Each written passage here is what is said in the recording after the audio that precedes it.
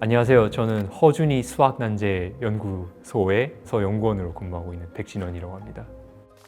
사실 문제 해결은 1년 전에 됐었거든요. 그런데 1년 뒤에 이렇게 다시 또 한국에서 화제가 되는 게 또 엄청 감사하면서 기쁘기도 하고 조금은 낯설기도 하고, 근데 또 기본적으로 감사한 마음입니다. 이렇게 이 수학이란 걸 되게 좋아해 주시는 것 같아서.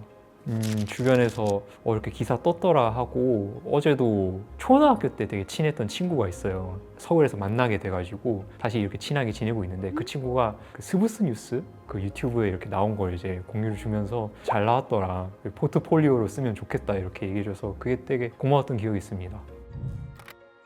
간단히 설명하면 어떤 복도 모양을 통과할 수 있는 가장 최적의 모양을 찾아라 라는 문제가 되겠어요. 좀 더 디테일하게 말씀을 드리면, 모양이 너비 1m짜리 기역자 모양 복도고요. 그걸 지날 수 있는 이제 2차원 모양, 3차원은 복잡해서 2차원 모양 중에 제일 이제 영역이 큰 모양을 찾는 게 이제 정확한 소파 옮기기 문제 설명이 되겠습니다. 일단 첫 번째로 모양들의 가능성이 되게 많은데, 이건 어떤 얘기냐면은 이제 모양이 삼각형도 있고 사각형도 있고 원도 이렇게 있을 거고 다양하잖아요. 그럼 얘네들 뿐만 아니라 이 원이 좀 찌그러진 거라던가 아니면 삼각형인데 안에 이렇게 들어간 모양 등 모양의 가능성이, 함수 하나를 최적화할 때는 변수 하나만 최적화하면 되는데 모양의 경우에 변수가 무한개가 필요합니다. 그래서 무한개의 변수가 필요해서 어려운 게 있고요. 두 번째로는 이 조건도 소파를 움직일 수 있냐라는 제약 조건이 분야로 치면은 모션 플래닝이라고 해서 자율주행, 그러니까 차 같은 거에서 차를 어떻게 움직여야 하냐, 이런 이제 좀 풀기가 어려운 어떤 조건이에요. 그래서 그 조건 하에서 또 다양한 모양들을 최적해야 하기 때문에 또 어려운 게 있습니다.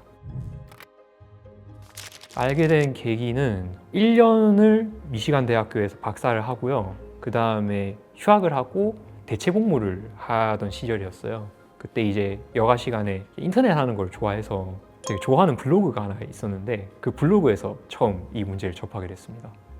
사실 전 정확하게 알지는 않아요. 이제 같이 대체복무하면서 친해졌던 형이 저한테 문제를 풀고 나서 이렇게 전화를 걸면서 축하해 준다고 이렇게 얘기를 해주더라고요. 그러면서 너 7년 전부터 이 문제를 푼다고 했어 라고 저한테 얘기를 해주더라고요.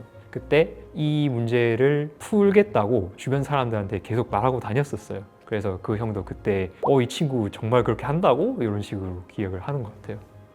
계속 있었죠. 사실 수학 연구를 하면은 계속 막히는 순간들로 가득하고요.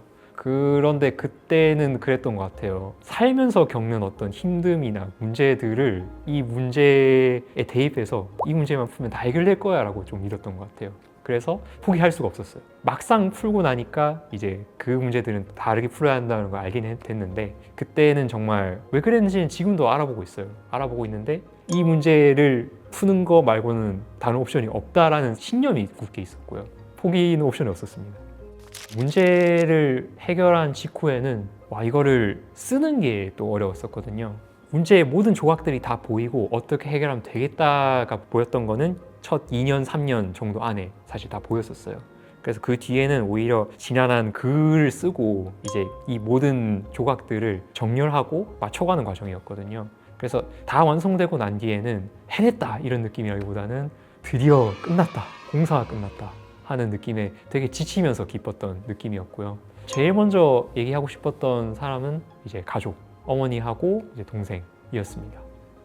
이건 조금 조심스럽게 말씀드려야 할 부분인 것 같은데, 많은 수학 연구들이 또 어떤 정립된 분야나 아니면 어떤 더 깊은 내용이 있어서 거기서 이제 파생되는 이제 좋은 수학들이 많이 있어요. 그래서 이제 그런 수학들을 또 사람들이 많이 연구를 하고요.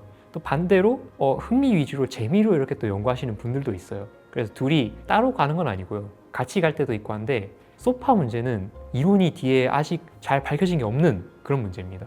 그래서 해결하기 전까지 이 소파 문제가 어느 맥락에 있냐조차 아직은 없는 상황이었고요. 문제를 지금까지 해결하는 데만 집중을 했으니까 이 문제가 이 맥락에 있다라는 걸 생각하기 전에 그냥 푸는 거에만 집중을 했거든요.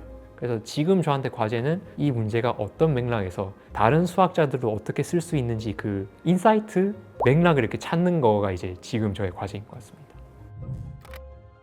수학은 사람마다 각자 하는 수학이 다 달라가지고 이걸 뭐다라고 딱 모두에게 적용되는 말을 하는 건 조심스러워요. 근데 저한테 수학은 어떤 힘겨웠던 것들을 극복하려고 했던 그리고 또 제 인생의 많은 시간을 극복하기 위해 투자했던 그런 분야입니다. 이제 어렸을 때부터 뭔가 수학이 끌린다는 거를 어머니가 알아주셨던 것 같아요. 교과서를 이제 초등학교 1학년 때 쭉 받았는데 이렇게 다 보는데 국어는 꽤 재밌고 글이 있으니까, 사회는 외워야 할 게 많아서 잘 모르겠고 한데 수학이 제일 끌렸거든요. 근데 이제 그 수학이 끌린 거를 알아봐 주시고 어머니께서 기회를 여러 가지 주셨어요. 그래서 그렇게 이제 시작을 하게 됐고, 그 다음에도 다양하게 도와주신 감사한 분들이 많은 것 같아요.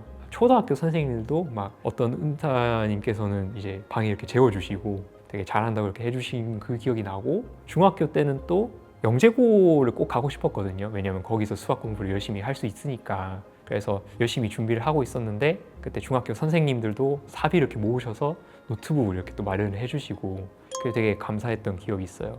고등학교 때도 익명의 은사님께 감사한다고 이렇게 나름 썼는데요. 그 익명의 은사님께 알 분들은 알 거예요. 이산수학을 또 공부를 많이 했어가지고 감사하는 말씀 드리고 싶고, 너무 하고 싶었던 얘기인데 이게 그 하기까지의 그 되게 도움을 많이 받았어요. 이 도움 중 하나도 없었으면 이렇게 됐었을까 싶은. 그래서 카이스트 사이버 영재교육원이라는 영재교육 프로그램이 있었어요. 거기 웹사이트에 들어가면 전국에 있는 누구나 이렇게 들어가서 문제를 풀고 공부할 수 있는 환경이 있었는데, 거기 이제 고봉균 선생님도 감사드리고, 그래서 그런 수많은 기회들, 또 고등과학원을 포함한 많은 또 이제 지원들이 있었기에 이렇게 할 수 있지 않았나. 지금 제가 다 생각이 안 나서 언급을 다 못 드리는데 그런 부분에서 되게 감사하고 있습니다.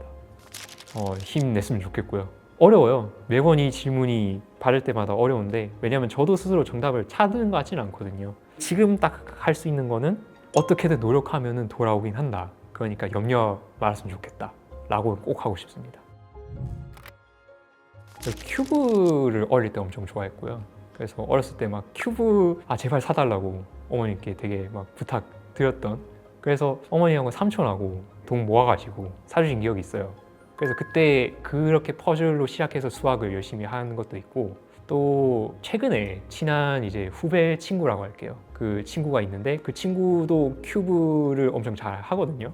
최근에 그 팔면체 모양 큐브를 받은 게 있어요. 그거를 이렇게 갖고 노는데 오랜만에 그 어릴 때 그 열정도 생각이 나고 되게 좋더라고요. 그래서 그게 또 취미 중 하나입니다. 말씀 안 드렸던 취미가 하나 있는데 음악 듣는 걸 엄청 좋아해요. 그래서 수학 문제 풀다가 힘들 때, 좀 스트레스가 많을 때가 있거든요. 그때 이제 음악을 들으면서 좀 차분해지게 하고 또 정리도 하고 그럴 때가 있는데, 그래서 좀 두 개를 왔다 갔다 하면서 생각한다고 해야 할까요? 수학 생각을 하다가 음악 생각을 할 때도 있고, 뭐 음악 생각하다 수학 생각할 때도 있고, 그러다 잡념으로 빠지기도 하고, 그러다 다시 수학으로 돌아가고, 생각이 많고요. 그 흐름을 이제 막 구분하진 않고 이렇게 막 하는 것 같아요. 그렇게 하다 보면 이제 또 갑자기 또 영감이 생길 때도 있고 아닐 때가 대부분이라고 그렇게 하고 있습니다. 사실 한국에서 계속 수학 공부를 하다 보면 자연스럽게 어느 순간부터 이 기관을 알게 되거든요. 그래서 이 기관이 연구하기 좋은 환경이라는 거는 언젠가부터 알고 있었어요. 그래서 어느 날은 막 티타임을 학회가 여기 열려서 하는데, 와, 그 티타임에 갔는데 너무 휴게실이 잘 돼 있는 거예요. 그래서 여기 언젠가 꼭 일을 해보고 싶다라는 생각이 있었고, 그래서 소파 문제를 해결하고 난 다음에 허준이 수학 난제 연구소 센터 자리가 생겨가지고 지원을 해서 정말 감사하게도 이렇게 좋게 봐주셔서 들어올 수 있게 되었습니다. 사실 수학 연구를 할 때 몰입하는 시간이 굉장히 가치가 있거든요. 그래서 대학원생 때도 연속한 시간을 이렇게 쭉 쓸 수 있다는 게 굉장히 몰입하는 데 도움이 많이 됐습니다. 그래서 지금 교수님들 되게 제가 존경을 하는 게, 이제 학생들 봐드리는 일도 하시고 다른 이제 여러 가지 업무들을 하시는 와중에도 연구를 하신다는 게 굉장히 감사한 마음이거든요. 근데 이제 또 고등과학원이라는 기관은 연구에 오로지 몰입을 할 수 있게 이렇게 또 많이 배려를 해주시는 부분이 있어서 그 부분에서 참 감사하다는 그 마음이 듭니다. 아무래도 고등과학원이 그 연구하기에 되게 집중하기 좋은 환경이다 보니까 더 계속 난제들을 풀고 싶다라는 욕심이 있어요. 그래서 특히 저는 그런 퍼즐 같은 문제들, 특히 기하, 2차원 도형이 있는 그런 문제들을 많이 해결을 하고 싶고, 그래서 지금 풀고 있는 문제 중에 하나는 이제 연세대학교 이중경 교수님하고 같이 하고 있는 문제인데, 공간에 점이 하나가 있을 때 이 점을 지나는 직선이 100개가 있다고 해볼게요. 아니면 99개. 그럼 이 직선들 사이에 모든 예각을 다 합하는 거예요. 이 예각이 언제 최대가 될 것이냐, 이 문제를 지금 생각을 하고 있습니다. 그래서 이런 식으로 기아 쪽으로 최적화의 문제들을 많이 해결하고 싶어요.